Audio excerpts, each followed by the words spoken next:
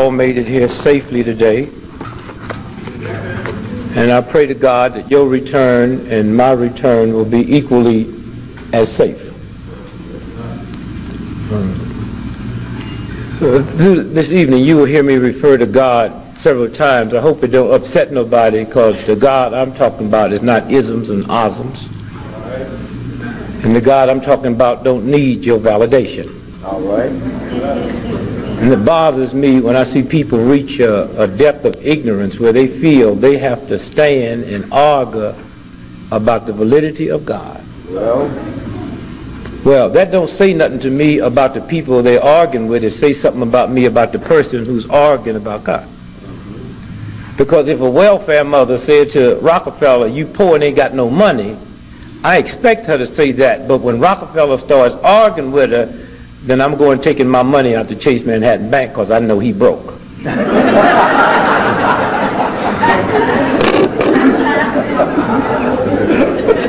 Let me say thanks to those of you who's responsible for today. I go all over the world and give speeches. Very seldom do I speak to this many African Americans, because what it costs to get me on a plane and come and speak to you, most African Americans can't afford it. So I give back to the community by standing in picket lines and going to jail for liberation. And so I say to you today that, I sit here, and a speech to me is just another speech. I deal with a moral force and a moral line, and I deal with truth, and truth don't have to be validated by your ignorance, and so I keep moving. But today is very special. I sit next to Sister Lumpkins here, and I volunteered. I asked her, let's get in touch, because I want to be part of this organization. Give me goodness.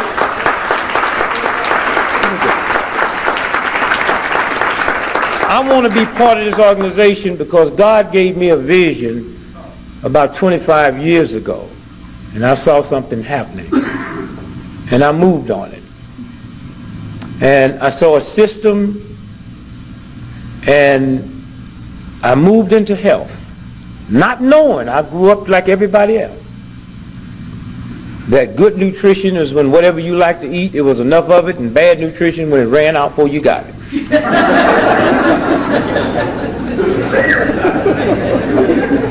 And I went the whole route. I drank a fifth of scotch every day. I smoked 4 packs of cigarettes every day. I went up to 366 pounds. And one day as the evolution started, and it started from putting the right thing in the body,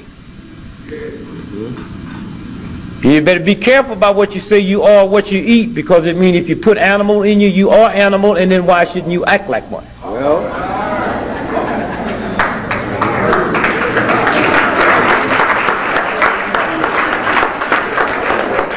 The misinformation is amazing. And it bothers me to see so many people who really should be in tune to the order, but they're not. That don't know that if this brother get cancer, that's a gift from God. If this sister have sugar diabetes and this one have high blood pressure, that's a gift from God. But we have been so perverted and so out of the order of God, we think that there's something wrong with cancer. You see, if this sister told me tonight, she said, Brother Greg, at 2 o'clock this morning, this hotel is going to be blown up. I know her morality. She's never lied to me. So at 2 o'clock this morning, I'm upstairs watching C-SPAN. 3 o'clock this morning, hotel blow up. You all would read in the paper, D.Gregory died in hotel explosion. God's paper would read, D.Gregory died for ignoring her warning. That's what I died from. Cancer is God's warning. Nobody's ever died from cancer. That sounds stupid, but those of you that know me know I'm far too intelligent and godly and spiritual to make a statement like that if it wasn't true. So those of y'all that don't understand it, just hang with it. Trust me. Take my word for it. Nobody's ever died from sugar diabetes or high blood pressure. How did I get cancer? All right. How did I get sugar diabetes? High blood pressure? So the minute I get the warning, that's God saying, stop. And if you stop, I will heal you. If you ignore me, you did not die from cancer. That's my warning. You died from ignoring my warning.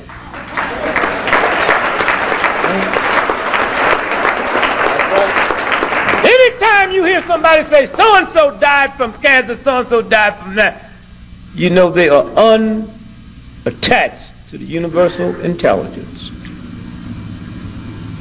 That's the warning. This bell goes off tonight. That's the warning.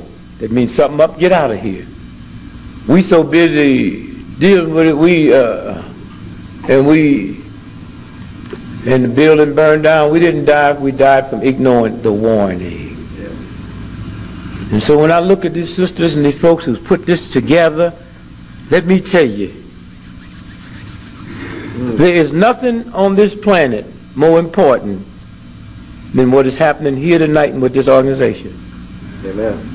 Oh, you can throw that piece of stuff away that you had or don't eat it, but I tell you what, it tastes better than the cancer you got running through your body. It tastes better than the high blood pressure running through your body. We have got so used to death that life tastes bad to us.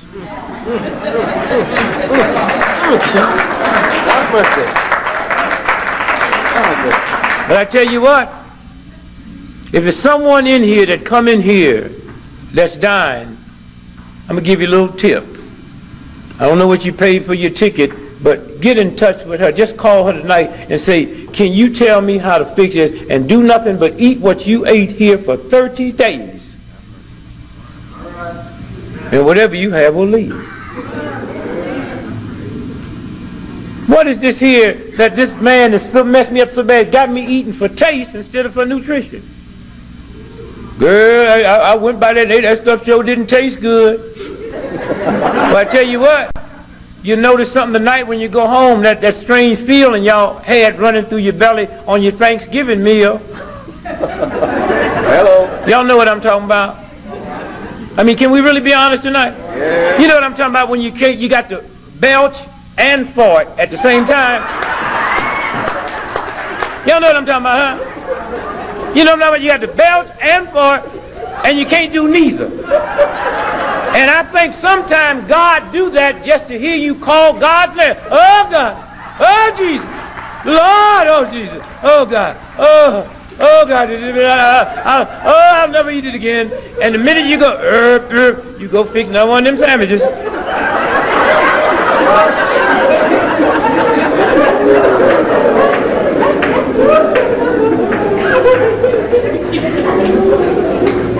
And so I say to this sister, thank you. Like I say to my sister that came up and did Mary Had a Little Lamb. And those of y'all that have that on video, that video for sale? Y'all gonna sell that or yes, it's fine? Please send one to mine. The reason I say that, y'all get that and take it home and listen to it. Listen what she did. Listen to the baby attitude, all the way up to the jugga attitude, to the boop boop boop attitude, to the boop boop boop attitude, because then in a few minutes she showed you life. From here to here, to here to here. Life. Because really life is that short. You're born in a crib 3 feet long, you're dead in the grave 6 feet deep. Any way you cut it, you're just going to get a yard out of this one.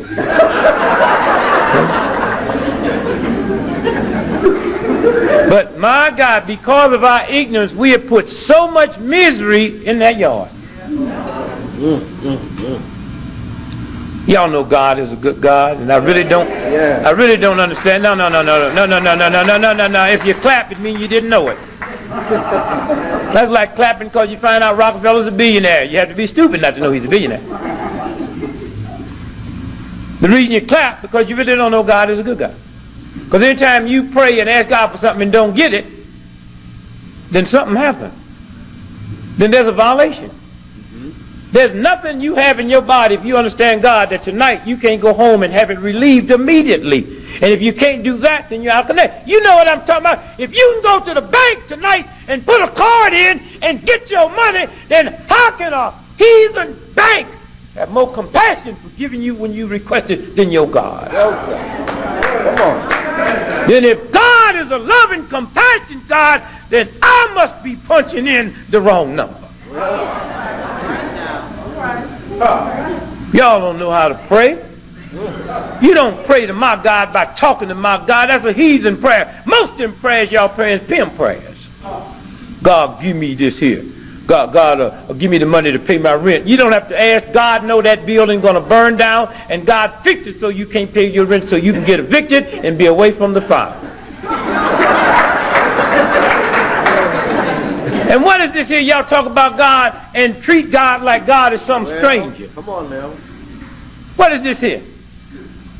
This is not my mother. This is not my father. God's my mother and father. And I know God got more compassion for me and love and kind than my mother and father. And I know if something happened, I don't have to run and say, Dad, they chasing me. And he look at me and say, clean yourself up. My dad ain't going to say that. God won't neither.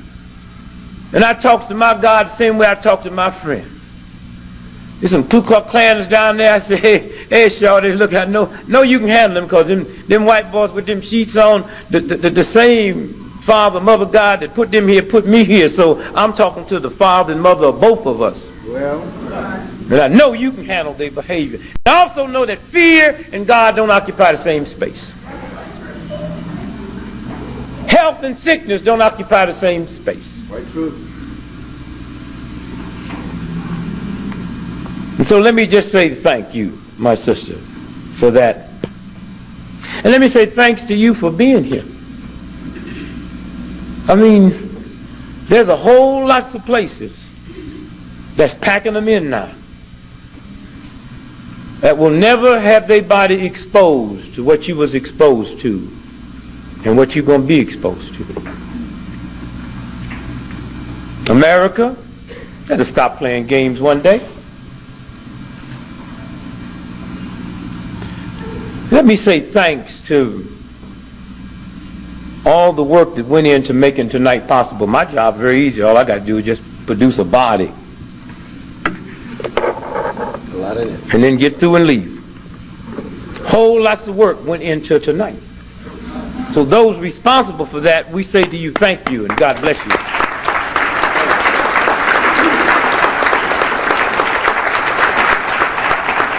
Secondly, let me say to those that's responsible for the physical part.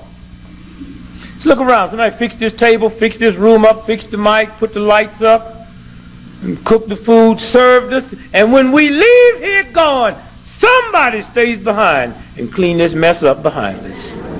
And to those that do that, we say thank you. And God bless you. And thirdly, to those of you who decided to put your energy together and come out and share this with us, because had you not made that decision, the rest of it wouldn't have mattered. So to you and you and you and you, we say thank you. God bless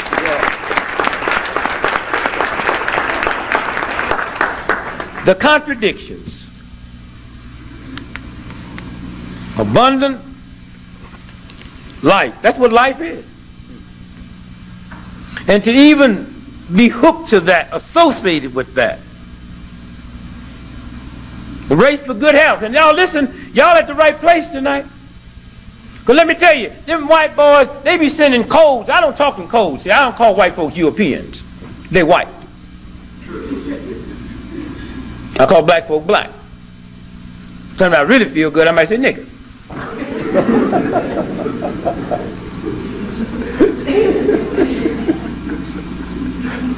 Y'all better listen to what's coming out of D.C. Don't let Nuke bother you. Nuke ain't after you. Nuke after white folks. And if you understand the system, they fixing to roll on white folks, and white folks don't even know it. Hear me good now. God keeps sending you messages, and if you're in tune, you'll hear them. You hear them. Gap that just was pushed through, tucked in that, cuts 17% of your pension interest is tucked in that bill. A World Trade bill. Those of you that owns war bonds, defense bonds, in gap, they got a cap on that now, that no longer do you have that protection. And there ain't no accident that after Gap went through, the richest, racist, meanest, nastiest county in the world, Orange County in California, went bankrupt. Now I know, brothers and sisters, a lot of y'all don't understand high finance. Y'all really don't understand that. And most white folks don't. That was very significant. Very significant. Very significant. Because those bonds is your pension funds. And that's not the only one that's fixing to bust out. And I've been trying to tell white folks for a long time, the nigga y'all should be worried about is not me. And if you don't believe that, find some white folks that have invested in Orange County and see if they could be sitting here tonight. Orange County, nasty Orange County, wouldn't give black minorities, cripples the time of the day. So bad and roguish and mean, they said to the Rodney King cop group, bring them down here and try them in this atmosphere. We'll free them.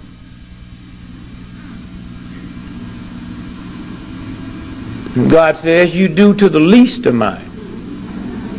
Y'all big, bad, when you think about wealthy counties, you think of Orange County, but not no more. Y'all worried about Nuke? I thought Nixon taught you about that. Nixon got in office and said, well, they send codes. See, if I give white folks the perception I'm messing with niggas, they like me. Come on now. So I'm going to give you the perception I'm messing with niggas. And I'm going to mess with this poverty money. That was Nixon. Poverty money. That's all he talking about, poverty money. This here boy now, all he talking about is welfare. Let me tell y'all something. Cobb County, of which is in Nuke's district, gets more federal money than any other county in America. And he talks about welfare. Why do they get it? Because, see, white folks have codes. They put this group on welfare and paint it black, and this other group, white, they put on welfare, but they call it defense plant. Lockheed ain't nothing but white folks' welfare. That's why when you look at these urban cities, white folks, although the money is free, will never let them run mortar out to that area because you can't come out there and get my welfare job. Why are we still building up the fence and the Russians ain't even there? It's white folk welfare. Roosevelt invented it. And there's going to come a day that anybody you see that say Roosevelt was a good man, you know they're not godly or spiritual. That was a heathen, dog, filthy animal. But what he did, he said, we need to use white folks for a minute, but we trained them that welfare is bad, so we got to slip it to them. So he created a thing called WPA. White folks went to work every day and dug a hole that didn't need to be dug. And then their brother came on the evening shift and filled it up. Then they got their check on the weekend talking about we worked for our money. It's welfare. Corporate America, I'm part of that. They didn't mean for it to be. They just put the law for them, and I use it. I can take a prostitute tonight all the way around the world with me, and since I'm corporate America, as long as I call that hoe my secretary, it's a tax write-off. And yet, my sister with a baby can't get apple juice. You pay for that. And those of you that don't understand that, I say have fun and have fun quick, because recess just about over. Okay? Oh, America's the same place Hitler and them Nazis was right before it fell. Oh, look at the parallels. Hitler came to power the same way these folk came to power. See, unbeknown to most folks, because they get this perverted history. Hitler ran in 32 and lost by 6 million votes. And then while wasn't nobody looking, Hitler burnt the Reichstag down. The Reichstag was Congress. And blamed it on the communists. And while everything in the news was about the communists, like everything about O.J., to get everybody's attention off, while everybody stopped, by the time they finished doing the news about they lied that the communists did it, they had rigged the election and Hitler came to power. It just happened here. They had y'all looking at O.J. Y'all know O.J. You know that old white woman wasn't nothing but scumbag, slut, dog, tramp. O.J. wasn't nothing but a washed-up, has-been, ignorant, very brilliant football player. Nothing going for him. Why they play this thing up like somebody caught Queen Elizabeth in bed with her boy? And when it got through getting my attention, I looked around and the election's over. And if you're really out of God's graces enough to believe that you can have an election across this country and not one Republican incumbent lose, then maybe what you fixing to get you deserve. And after they got through tricking the election, they had to explain to the Americans what they did. Because they know they didn't vote that way. And when they got through explaining to them, they said, you know, white men are mad. Well, I'm with white men all day long.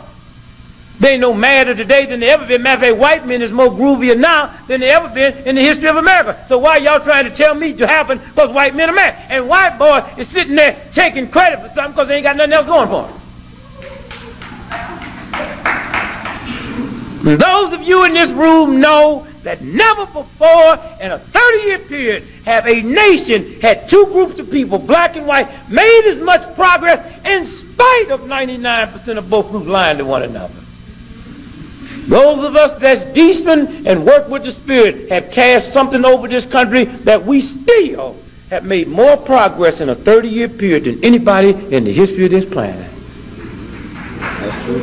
And if you walk through this country, you can feel it. And if you meet anybody that say we worse off now than we was 30 and 40 years ago, tell them I say they're a lie and a fool.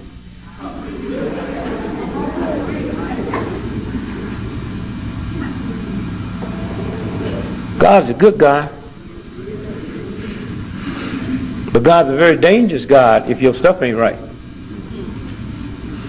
God says to you, my son, before I, your God, let you peacefully exist with a white, racist, insane system just so you can pay your house note and feed your family and send your children to school, I will destroy you from the inside.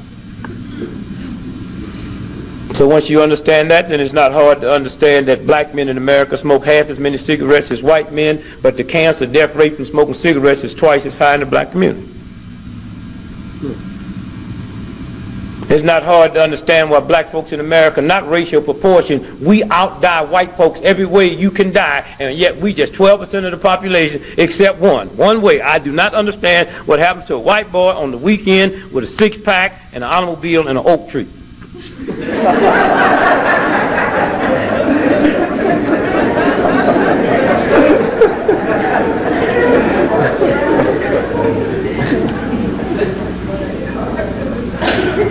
God's a good God. So Dick Nixon got in and didn't get on those corporate welfare cheats. He started rattling with the poor. I'll cut the poverty money off and I'll cut the poverty. Hear me good now so you can understand what God is really about. So he cut the poverty money off and it reached all the way down to a little town in South Carolina, right over the road from North Carolina.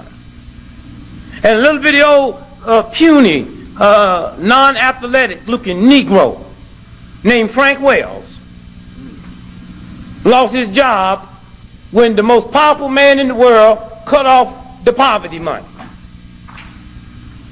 So Frank Wells didn't know what he was going to do. So his aunt, who lives in Washington, D.C., his mama's sister, heard he was depressed, so she called him and said, why don't you come on up here and live with us and just stay with us till you can get something. So he did. And then he got something. He got a job at Watergate. Come on now. Never had no business being there until this chump, who's the most powerful man in the world, didn't understand God, don't understand what happens to you when you violate my power. No woman has an illegitimate baby. It might be illegitimate to you, but God said if I didn't mean for you to have a baby at 12, I wouldn't have fixed it so you could. Now, y'all play with that any way you want. And sit around talking about these black girls, teenage friends. They've been getting pregnant ever since we got off the slave ship, and you black folk down south know it's part of your culture for old black men to knock up 13 and 14-year-olds. Why y'all letting the NBC and these white folk make y'all think this is something new?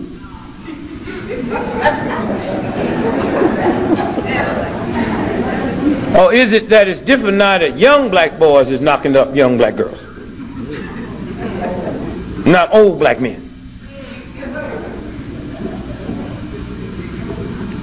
What's this game about? And so Frank Wells is working at Watergate. Happy.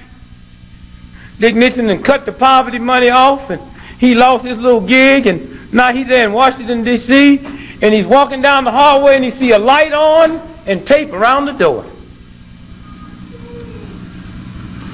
And Nixon died, a disgraced man, because he cut the poverty money off, and a little insignificant Negro had an aunt living in Washington, D.C., said, come here and live with me. And because of that poverty money cut off, he saw something on the door, and the mightiest man that ever existed in the history of the country was brought to his knees. Not because of Frank Wells, not because of Watergate, because he chose to mess with God's poor. So let Newt come on. Let him come on talking about God's mothers. Let him talk about welfare babies. You better understand all babies. There is no such thing as a welfare baby. How did you get here? A peanut injected into mama's vagina. Out of that peanut come 500 million sperms, and the one responsible for you and me outran 500 million sperms and got there first. Do you really know how special you are? Come on.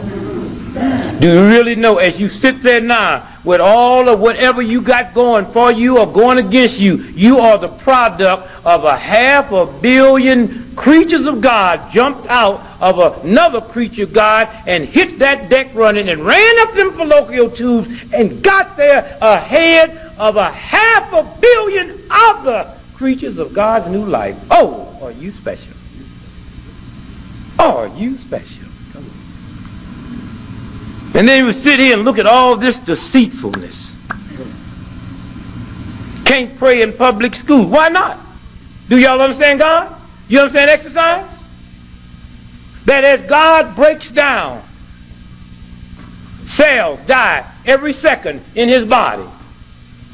And God gave him a mechanism to get those cells out. When he wakes up in the morning and do the physical fitness and walk and move around, he creates electrical energy that forces all of those dead cells out. When you don't do that, they live there, and God takes that power away because you didn't use it.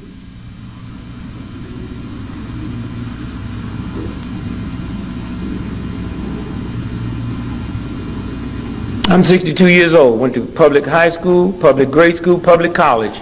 And there was no law that said we couldn't pray in school. And not once do I ever remember what's praying in school. Some of you older folk know what I'm talking about. Y'all went to public high school, public grade school, and public college. And they never prayed. And there wasn't no law against. What kind of heathen country do I live into that after the universe says, since you don't lose it, take it away, y'all want to act a fool now?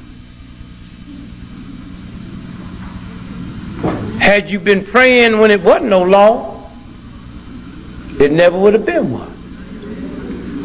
So when Madeline Murray had that case at Supreme Court, she didn't do nothing big because wasn't nobody praying in school anyway.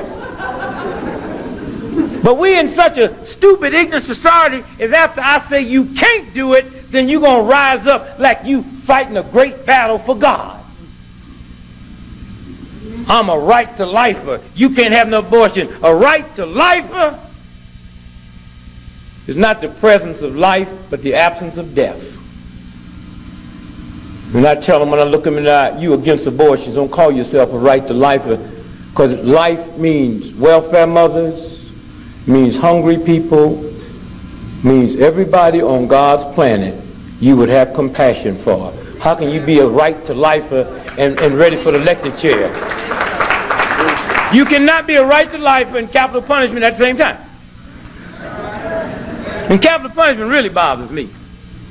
Really bothers. In a Christian society, it bothers me because, I mean, how can Christians have capital punishment? Are you too ignorant Christians to know that Jesus died because the state had capital punishment?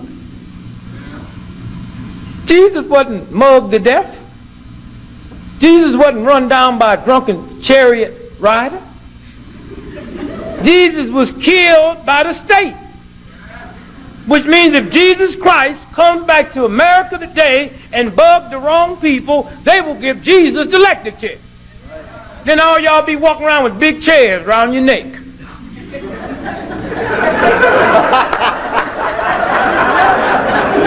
Oh, come on now.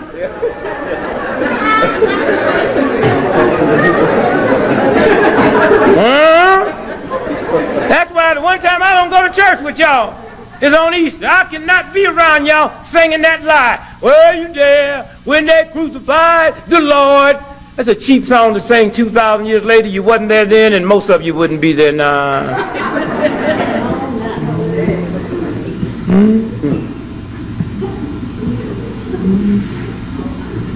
How long? How long?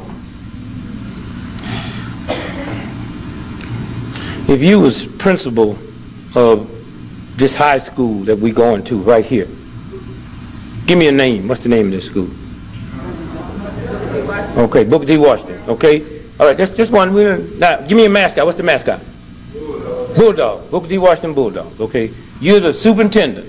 All of you, all the teachers. It's a public school. Now you know you can't pray in public school. Federal law, right? So we walk in on Monday morning, and there are the students back in the back kneeling down in a huddle. What you gonna say to them? You can't pray? You can't pray in this school. And they'll yell back to you, we ain't praying, we shooting craps. I want a piece. Now when you get through laughing, think about this. There is no federal law against shooting craps in a public school. I ain't got no problem with it. Somebody say, ain't said to me. You want to pray, go to church school. What about the atheist in public school? What about the Jew in public school? What about the Arab in public school? What prayer are you going to pray? And right now, the Supreme Court did not say you can't say a silent prayer. So what God are you in tune in that you got to argue with somebody over the right to pray to your God? Come on. So anytime you stupid enough to believe that some group of people can take the right for you to pray to your God, you ain't got no God in the first place.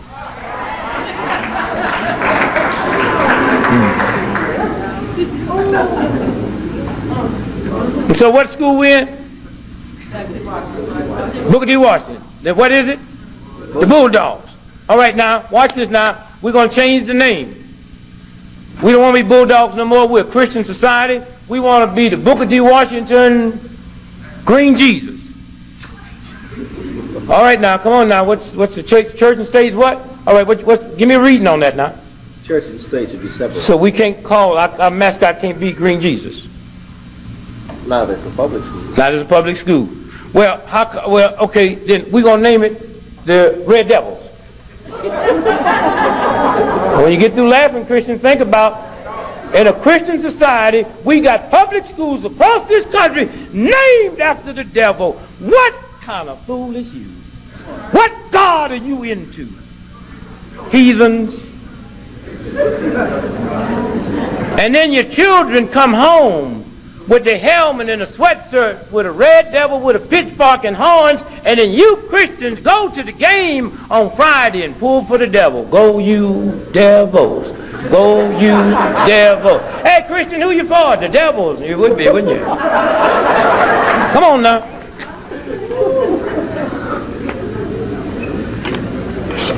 How long? And when you put your body in order, universe flows.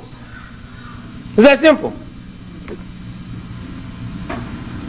A wino that's your mother or father would not want your ankle to hurt or be swollen. Why do you think God lets it happen? Then evidently you ain't in tune with that one. The sickness y'all brought in here tonight is the warning. And y'all need to listen to that Baptist song, One Day at a Time. The universal order gives you enough energy to vibe for 24 hours. That's all. One day at a time. I never forget when I first got married, saw my wife was upset one day. I said, dear, what's wrong? I said, we owe all these bills. I said, but baby, today is Sunday. If we had the money, we can't pay them.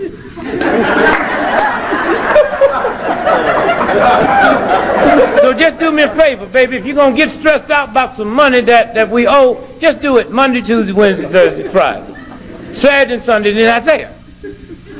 Matter of fact, let's me and you go over to the electric company who told you they're going to cut these lights off. Let's go over there and see if anybody's there this Sunday morning.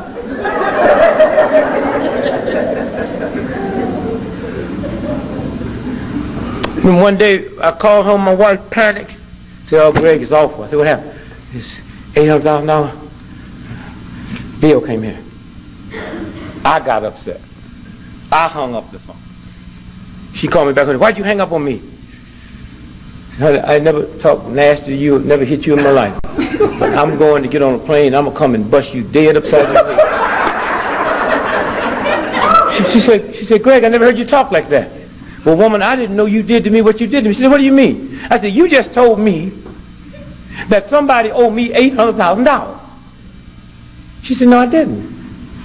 I told you that we owe, and before I could tell you American Express, you'd hung up. Why'd you hang up? I said, well, I heard this trouble in your voice. I can't believe you got nerve enough to be upset because I owe some white folks $800 million. She said, but it ain't in the bank. I knew that when I spent it. I can't believe they didn't know it. White folk know everything. How'd I do it? I went in Uncle Tommen.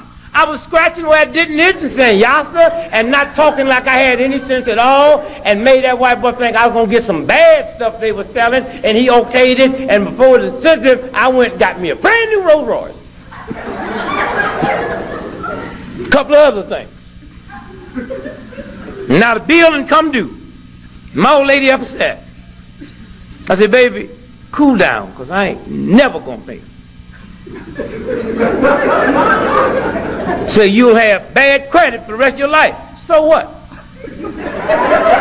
So what? The niggas walk around and go, yeah, girl, it's been rough, but my credit's intact. You done had 3 bypass, 2 strokes, but your credit intact.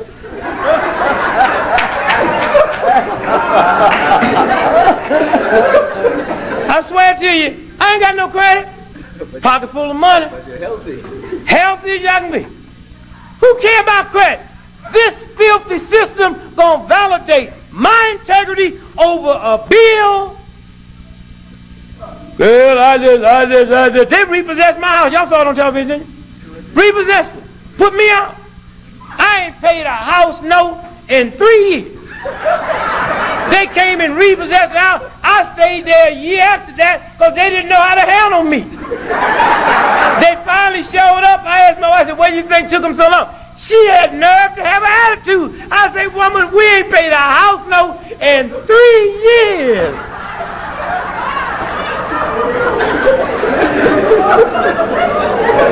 It's a new day. Y'all better understand these children.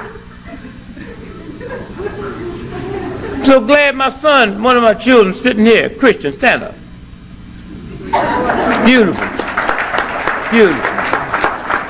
We a little worried about the boy at first. That boy flunked failure.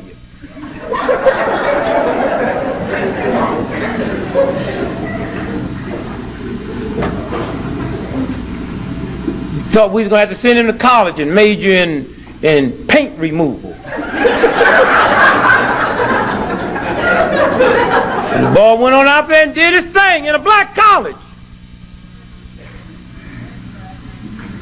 Taught for a year, compassionate, crippled children. Now he's down here in chiropractic school. Taking care of business. I know they different. I don't mess with them. They slicker, hipper than me, smarter than me. I went through grade school, high school, and college, never read a book, never took a note, never used a pencil in my life.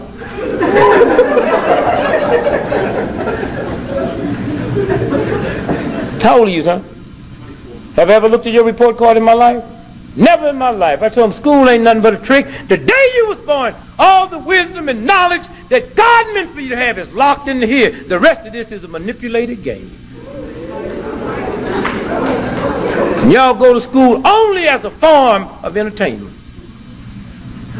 But don't let that stuff get back in the back of your head and push God out. That's right. Let your brothers and sisters watch you and the baby ones watching. Each one of y'all got smarter watching the other one because we stayed out the way. And the little baby, the baby boy graduates this year, got so bright they came and told us you got to put him in a different school or he'll damage his brain. The only grade school in the history of Massachusetts, when Massachusetts had good school, that won the high school state science award and was on his way to go to the national, but he had a choice between a soccer game or going to the national. I said, I do soccer as you, son. You say, why? I said, it's my ghetto backup. See, when I was in the ghetto, if you were smart and made all A's, we said you was a sissy. And if you was kind of rough and that, we said you was a man. Now, I ain't talking about gay, you know, Nuke and them. See, they be messing up. See, Nuke's daughter is a lesbian. That's why he got hang-ups. Sam Nunn's son is a gay. That's why he got hang-ups with gays in the military. These fathers take it personal. Pat Buchanan, when he trashed gays and lesbians at the Republican convention, his daughter held a press conference the next day in San Francisco and said, my father wouldn't have done that had he known I was a lesbian. So y'all better be careful about how y'all get to trashing folks out here, because God might have one in your closet.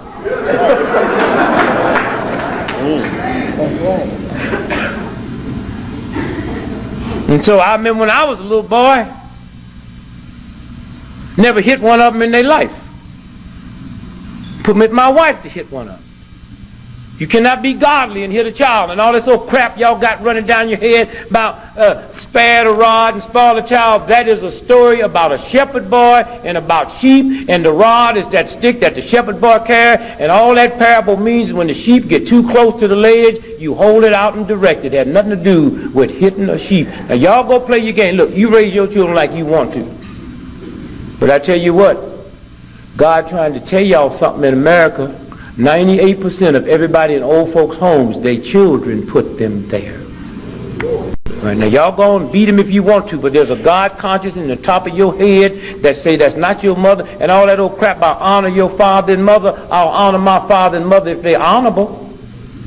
Now y'all can flinch and frown if you want and talk about that's what Jesus meant. If Jesus or anybody else tell me that if Hitler is my daddy, after what he did, I'm supposed to honor him, I'll look God in the face and say something wrong.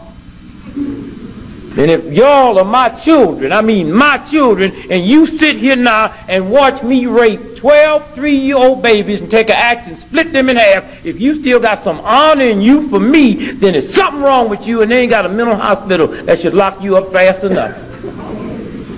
I've always talked back when somebody reads something to me if it didn't make sense. Honor what? Hit who? When I tell you something else, y'all better start trying to understand, and that the best you eat, better this thing over much. You better understand what God gave you. This is my wife here. This is my daughter. This is my son. I go to Africa tonight. She's here. I have an affair with an African woman. She don't know nothing about it. She go to China next month. She have an affair over there in China. I don't know nothing about it. Tell you what the French done found out through some research, that when you and I walked in the house, the children know God got a bell that goes off back there to say the family unit is being threatened. What you call a child is a creature God got here because it outran 1/2 billion other life creatures. And they're beginning to find out now the more this bell goes off in these children, the more criminal violent tendencies they have. You going out there and do all your old fun and think you slicking it, but there's a God computer that controls the entire universe, and it picks up your actions by ether. How long? I mean, when I was a little bitty old boy, my mama brought me some oatmeal. I said, I ain't eating none of that old cold oatmeal. She said, boy, you better shut up and eat that oatmeal. I know 10 million Chinese would love to have that bowl of oatmeal. So I was so ignorant, I ate it so the Chinese couldn't get it.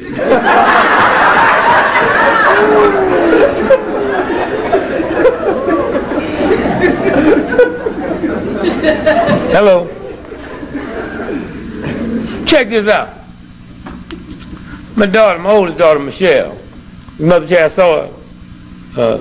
I spoke to Columbia last week. She was there. You know, she a little strange, yeah? I keep telling you, Mama, if the girl didn't have 2 doctor's degrees, she'd have been in the mental hospital long ago. Might be something wrong with us, but I just ain't used to people talking to themselves. You know what I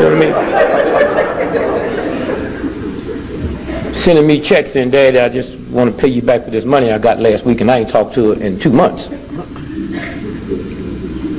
And then my children is going through this thing now where, well, Michelle was the one when she was 6 years old when I gave her this bowl of spinach, because in our house we had no cooked food, no bread, butter, milk. We didn't violate God.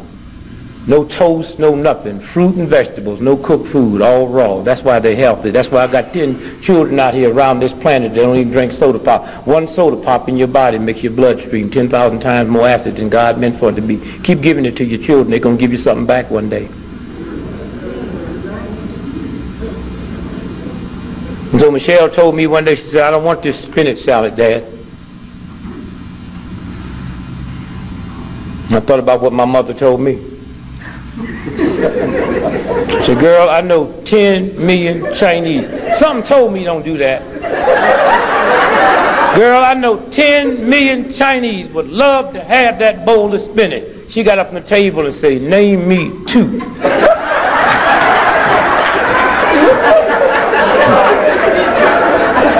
You know, you ain't never lived and have fun with children until you don't hit them, and they don't have to be scared to say what's in their mind to you without worrying about getting hit. And some brilliant things come out their mouth. One day, me and their mama was on our way out up to Boston, and one of my little children came on the porch and said, Dad, where you going? I said, we're going to Boston. I said, let me go with you. I said, where we going? Children can't go. They said, any place a child can't go can't be good for adults. And the problem is, I listen to my children. And I said to my wife, let's go back in the house, because the girl just said something very profound. And if we continue to go past what she just said, then we do her a disservice. And I'm going to say this again. Any place that's safe for adults only, any place that a child can't go, God wouldn't go. And any place God will go, a child will go. And so we went back in the house, very upset, because I wanted to go. But I would never violate that child, because what that child said was God's wisdom. Any place that a child can't go, got to be something wrong with it, Dad.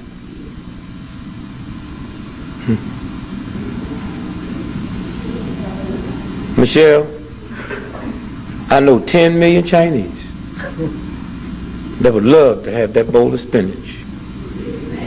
Name me 2. I ran to the phone, because some of y'all act like there's children talking back. I ran to the phone, called a friend. I said, man, let me tell you what my daughter just laid on me just now. Whew, I don't even know no Chinese. Look, I don't even know no Asians. When I was a little boy, some of you older folks right remember this, you youngsters don't. Sometimes we get mad, our parents run away from home. Now y'all help me with this. You get a stick and a bandana. Y'all know about that? Yeah. And you take everything, come on, say, help me now, and tie your stuff on it, put it around a stick, throw it over your shoulder and leave. Gone. Mr. Gregory, when they told me, I don't want to live here no more, I'm leaving. I said, well, get on out. That boy called you haul it. Back that truck up to the house and start putting, because he thought everything in his room was his. And I had a little way I'd play with him, like you would do the lawn. I said, Christian, that's your lawnmower, take care of it. So-and-so, that's your this. So I let him believe that was there. So everything I said, this is your lawn. He put the lawnmower up on the thing. I was trying to teach him about how not to use too much toilet. I said, this is your toilet paper. He went down there and got all 37 rolls. I went out and negotiated with that boy. I said, son, let's come in and talk, because, you know, maybe you shouldn't leave.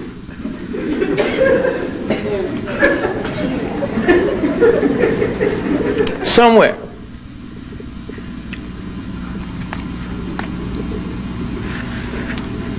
American Express told me one day, said, if you even mention our name, we'll get you.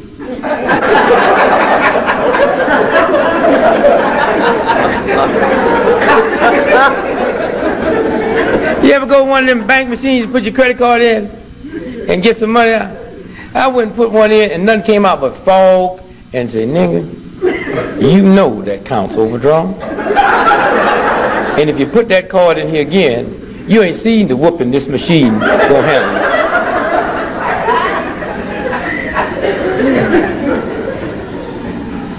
You made a difference. Take your place on fire? Well, you see, the thing about a fire, see, I feel safe when I'm in a building like this with little children. Because little children don't act like y'all. Y'all done paid your money, you come out for the night, got dressed up, so you sit here and say, honey, I smell something like smoke. Now let's be honest, what have you ever in your life smelled like smoke that wasn't smoke?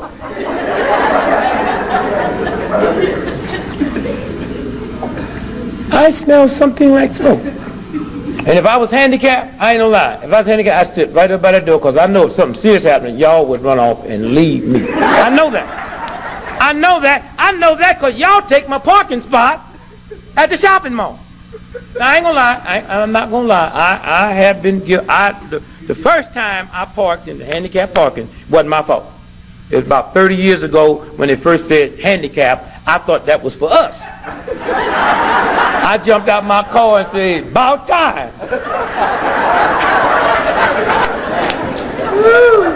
Look here. About 2 years ago, I'm out at the shop. You ever go to one of these shopping malls? They got spots for 10, 20,000 cars. You remember one big one? And every slot is taken, but them 12 right at the front door for the handicap. And you've been coming out there every day for a month, and ain't never been nobody there. But that's theirs. Well, naturally, I'm not going to mess with the handicap parking. But see, I believe you should drink, how many glasses of water every day? 8. Now, I preach that. 8 glasses of water every day. I drink 8 glasses of water every day. So I'm out there looking for a parking space, and that you ever had that pee when it just hits you? I mean, sometimes it say you got to go, but sometimes it say I'm coming, I'm rolling on you. So I said, see, I talked to somebody. I said, P, this is my brand new car. Don't pee in my ride. You know what I'm saying? And look, your body listen to you. That's why I'm telling you, if you're serious, you can go home and talk to your body with love, and sugar diabetes will leave. That's the only reason it's there now, because it's been void. The only reason it's there now, you run around chasing somebody who you say, I love you. That ain't love. That's a game. That's some old manipulated something that we have. Oh, come on. And so I